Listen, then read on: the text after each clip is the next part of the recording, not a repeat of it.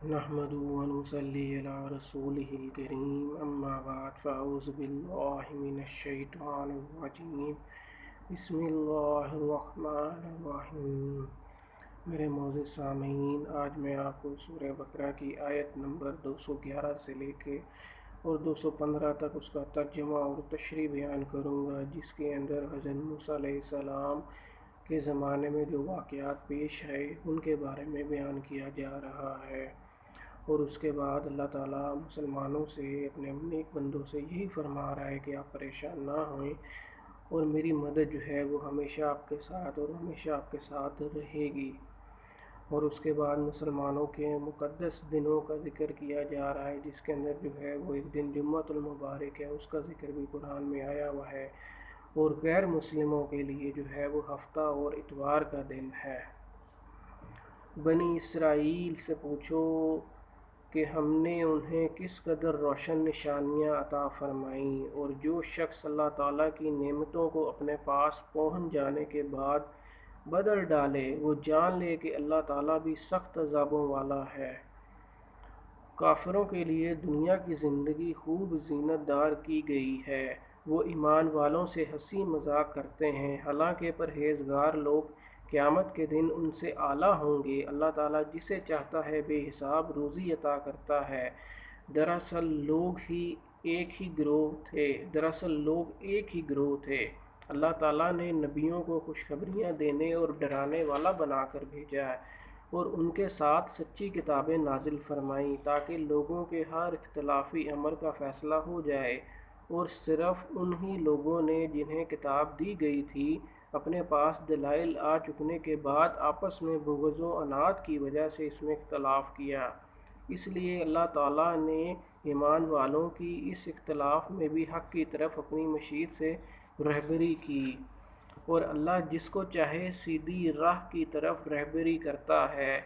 کیا تم یہ گمان کیے بیٹھے ہو کہ جنت میں چلے جاؤ گے، حالانکہ اب تک تم پر وہ حالات نہیں آئے جو تم سے اگلے لوگوں پر آئے تھے؟ انہیں بیماریوں اور مصیبتیں پہنچیں، اور وہ یہاں تک جھنجھوڑے گئے کہ رسول اور اس کے ساتھ کے ایمان والے کہنے لگے کہ اللہ کی مدد کب آئے گی؟ سن رکھو کہ اللہ کی مدد قریب ہی ہے۔ آپ سے پوچھتے ہیں کہ وہ کیا خرچ کریں، آپ کہہ دیجئے جو مال تم خرچ کرو وہ ماں باپ کے لیے ہے، اور رشتہ داروں اور یتیموں اور مسکینوں اور مسافروں کے لیے ہے، اور تم پر جو کچھ بھلائی کرو گے اللہ تعالیٰ اس کا علم رکھتا ہے۔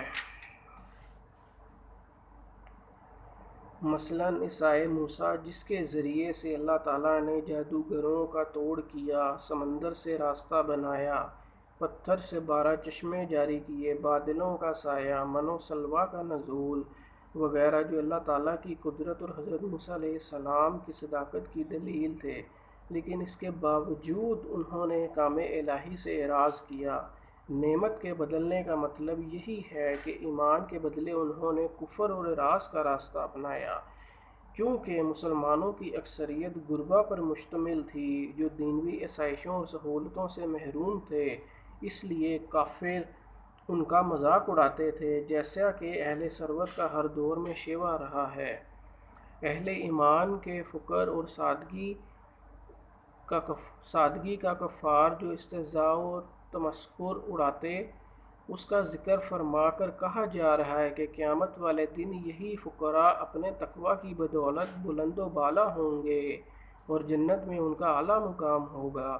بے حساب روزی کا تعلق آخرت کے علاوہ دنیا سے بھی ہو سکتا ہے، اور چند سالوں کے بعد ہی اللہ تعالیٰ نے ان فقراء پر وہ فتوحات نازل فرمائیں کہ جس سے سامان دنیا اور رزق کی فراوانی بہت زیادہ ہو گئی۔ یعنی توحید پر یہ حضرت آدم علیہ السلام سے حضرت نوح علیہ السلام، یعنی 10 صدیوں تک لوگ توحید پر جس کی تعلیم انبیاء دیتے رہے قائم رہے۔ آیت میں مفسرین صحابہ نے فاختلفوا محذوف مانا ہے، یعنی اس کے بعد شیطان کی وسوسہ اندازی سے ان کے اندر اختلاف پیدا ہو گیا اور شرک و مظاہر پرستی عام ہو گئی۔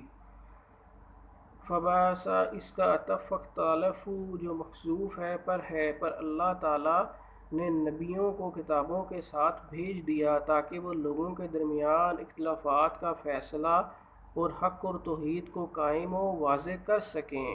اختلاف ہمیشہ راہ حق سے انحراف کی وجہ سے ہوتا ہے اور اس انحراف کا منبع بغض و عناد بنتا ہے۔ امت مسلمہ میں جب تک یہ انحراف نہیں آیا، یہ امت اپنی اصل پر قائم اور اختلافات کی شدت سے محفوظ رہی، لیکن اندھی تقلید اور بدعات نے حق سے گریز کا جو راستہ کھولا، اس سے اختلافات کا دائرہ پھیلتا اور بڑھتا ہی چلا گیا۔